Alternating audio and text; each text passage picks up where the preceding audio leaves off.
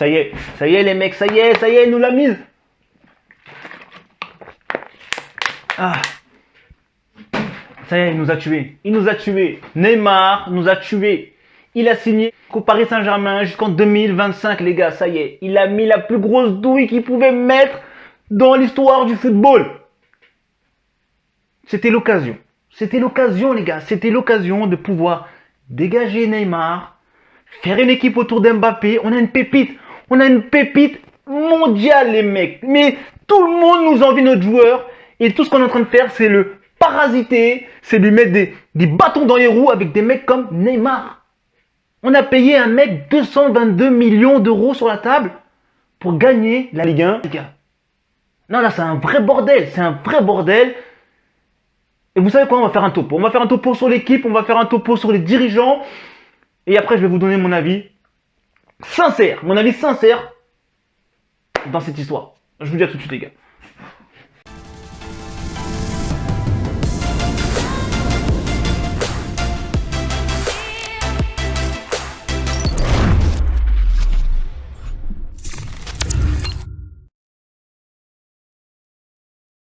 Ok les gars, bienvenue sur Football Evolution, ça me fait plaisir de vous retrouver. Aujourd'hui c'est une vidéo différente des autres, cette fois-ci je ne vais pas vraiment vous donner des conseils, je ne vais pas aussi faire en sorte que vous puissiez progresser, je vais juste vous donner mon avis. Et je pense que je ferai un petit peu plus de vidéos dans ce style-là. Comme vous le savez, voilà, moi je suis du côté de Paris, je suis parisien et je suis supporter du Paris Saint-Germain. Donc oui, ça y est, c'est bon, je le dis, je suis supporter du Paris Saint-Germain. Ça faisait un petit moment, il y a plein de joueurs qui m'ont demandé « Ouais mais tu supportes quelle équipe, telle équipe ?» Ok les gars, je vous le dis, ça y est. Je suis supporter du Paris Saint-Germain. Aujourd'hui, on va parler de Neymar et de sa signature jusqu'en 2025, les gars. Je sais pas. Il y a des moments où je me dis, les gens comprennent pas, ou ils le voient pas. Je comprends pas. Toutes les fois où Neymar n'était pas sur le terrain, on avait un grand Paris Saint-Germain.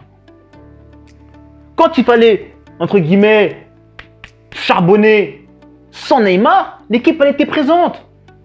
Quand on donne les clés de la maison à Mbappé, le mec, il fait le job. Il nous l'a démontré à plusieurs reprises. Et là, qu'est-ce qu'on fait encore une fois? On va chercher l'image. C'est ça en fait, je crois, le délire des recruteurs du Paris Saint-Germain. Ils veulent de l'image. On a besoin d'avoir une image de Neymar. On ne veut pas d'image, non. Avant de chercher d'avoir une image, ce qu'il faut faire d'abord, c'est gagner quelque chose. Vous gagnez quelque chose, ensuite vous avez une image. Mais nous, on veut une image, il n'y a rien derrière. Je veux bien qu'on soit en phase de test. Je veux bien qu'on essaie de peaufiner à chaque fois sur des petits détails, des petits joueurs, etc. On va chercher des joueurs pour pouvoir faire des choses. Mais au bout d'un moment, il faut que les gens ils prennent leurs responsabilités. Les dirigeants, là, les Nasser, tous ces mecs-là, ils servent à quoi au bout d'un moment? Quand tu vois des mecs comme Kingsley Coman qui nous met une tête en finale de Ligue des Champions, or que le mec il était dans notre club. Mais les gars, j'ai envie de vous dire, c'est qui a un problème? Qui a un problème? Est-ce que c'est les dirigeants? Est-ce que c'est les supporters? Est-ce que c'est l'équipe? Est-ce que c'est les coachs? Parce qu'au final, les coachs, on va tous les faire, les gars. Unai Emery, Pochettino, qui d'autre encore? Tuchel, qui...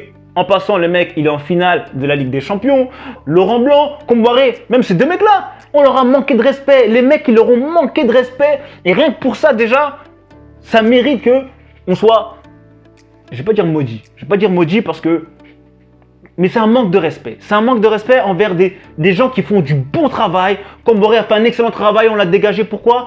Parce que Paris voulait avoir une image. D'accord? On a dégagé Laurent Blanc. Pourquoi aussi? On ne sait même pas pourquoi. Bref, tu as des mecs qui font du bon travail et au final, on les dégage parce que les gens, ils veulent...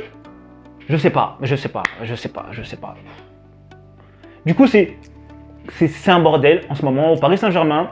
Et les gars, là, le problème du jour, c'est la signature de Neymar au Paris Saint-Germain. Donc, on va faire un petit topo sur Neymar et ensuite, on va voir un petit peu, est-ce que depuis qu'il est arrivé en France, depuis 2017, est-ce qu'il nous a apporté quelque chose de bien ou pas? Pour en revenir sur Neymar, le mec, il a signé jusqu'en 2026. 2026 les gars. Ça y est, en 2026, Neymar aura 34 ans. 34 ans, ça y est. 34 ans, c'est fini les mecs. Les gens, ils veulent plus de joueurs de 34 balais. T'es sur ta fin de carrière là, il faut que tu t'anticipes autre chose. Et là, les mecs, Neymar, il a trouvé sa petite maison de retraite. Il s'est dit, ça y est, c'est bon, j'ai signé mon contrat, il va toucher plus de 36 millions d'euros par an, les gars. 36 millions d'euros par an, et il peut attendre la fin de sa carrière. Il est au beurre. Et il a fait ça où? Au Paris Saint-Germain, les gars. Mais c'est trop. Les dirigeants, je pense qu'au bout d'un moment, ils réfléchissent pas, je crois. C'est pas possible. Comment ils font pour se dire, le mec, on va lui donner un contrat jusqu'en 2026?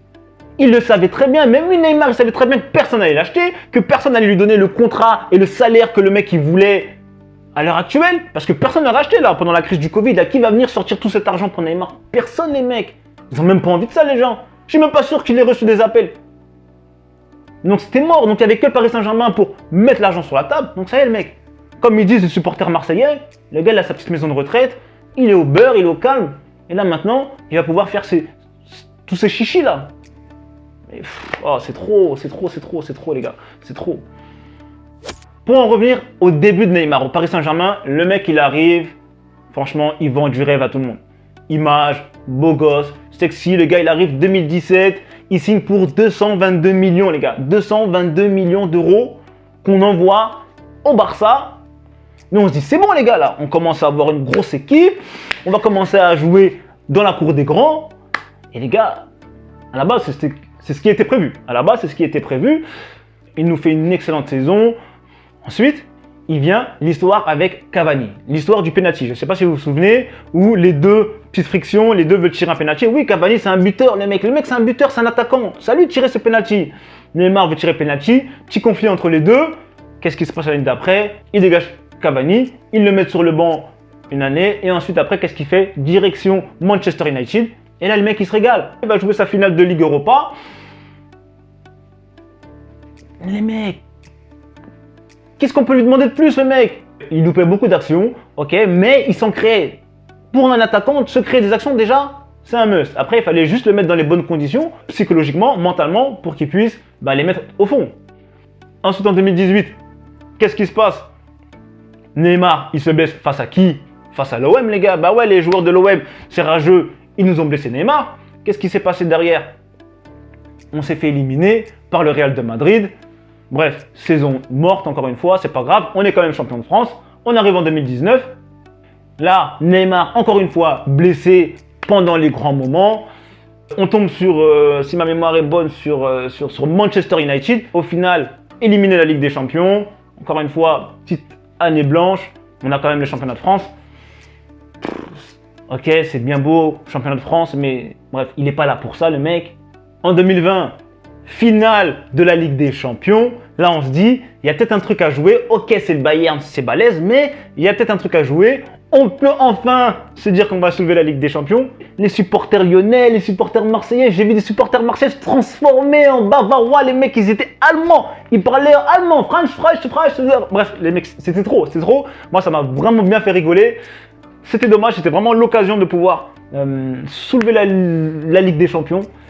Et bref, on l'a loupé. Et là, encore une fois, sur la saison 2021, on se fait sortir en demi-finale par Manchester City, un grand Pep Guardiola. Encore une fois, moi, les gens, ils ont beau me dire oui, Paris a été mauvais, etc. Non, là, on est vraiment tombé sur une très grosse équipe.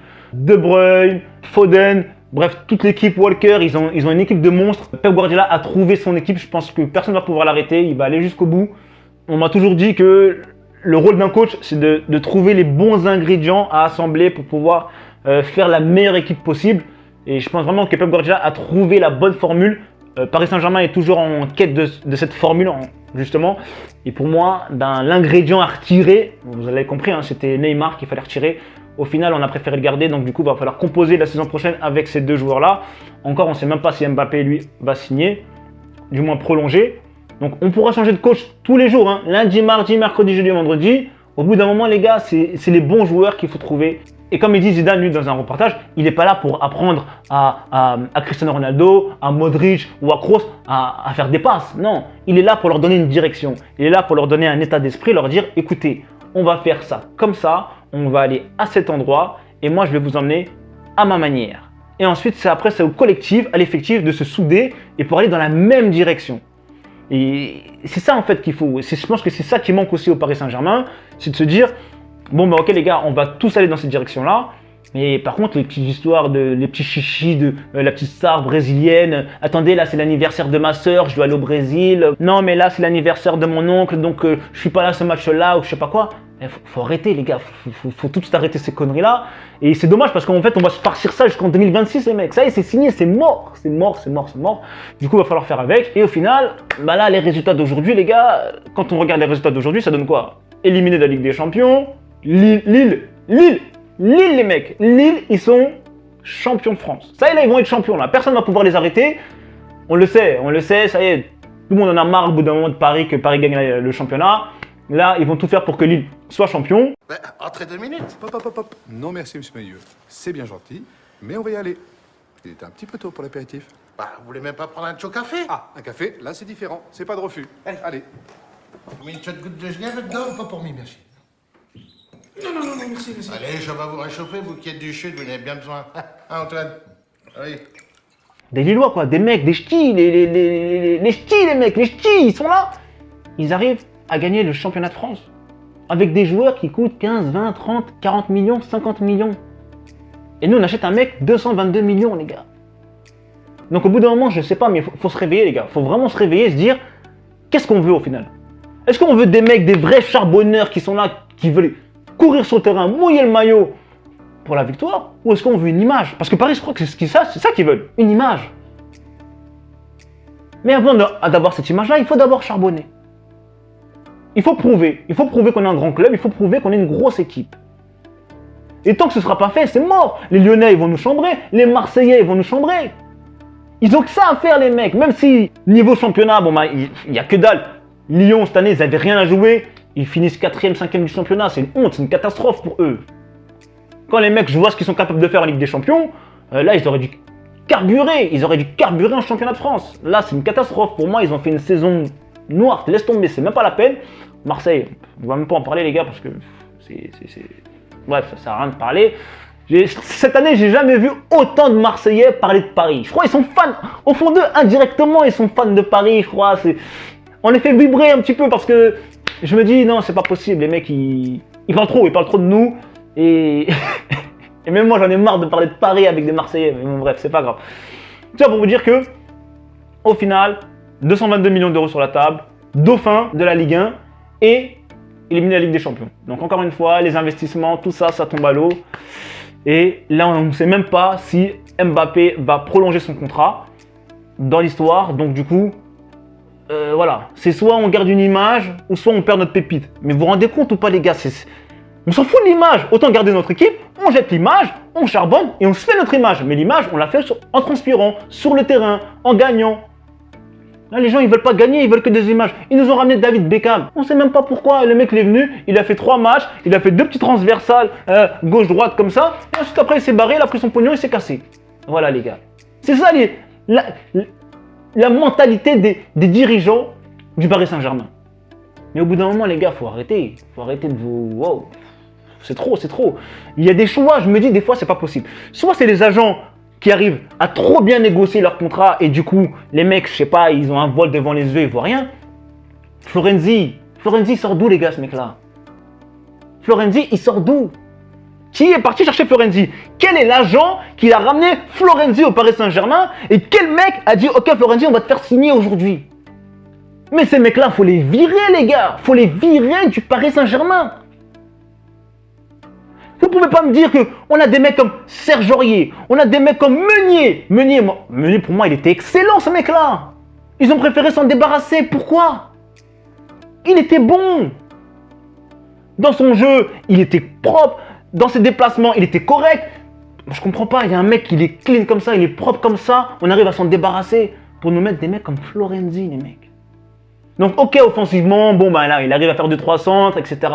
Mais là, sur un match comme ça, les gars, c'est sur des matchs comme ça qu'on veut des grands joueurs. Et là, on s'est tout de suite rendu compte que le mec, ça y est, lui, tout ce qui l'intéresse, lui, c'est jouer contre des petites équipes du championnat de France. Lui, même la Gambardella, je suis même pas sûr qu'il a sa place, les mecs, en Gambardella. C'est un truc de fou. Bref, je vais pas m'éterniser dans tout ça, les gars, mais il faut absolument qu'on préserve notre pépite. Et là, maintenant, il va falloir faire avec Neymar. Et Neymar, pour moi, c'était le moment pour qu'il sorte, qu'il parte du club, on le donne, même on le vend, c'est pas grave, on l'a acheté 222 millions, on le brade à 150 millions, même 100 millions on le donne, c'est pas grave, on s'en fiche. C'était le moment propice, c'était le moment idéal pour faire une équipe autour d'Mbappé. On avait l'occasion de pouvoir avoir une star, d'accord? Une vraie star, notre pépite française,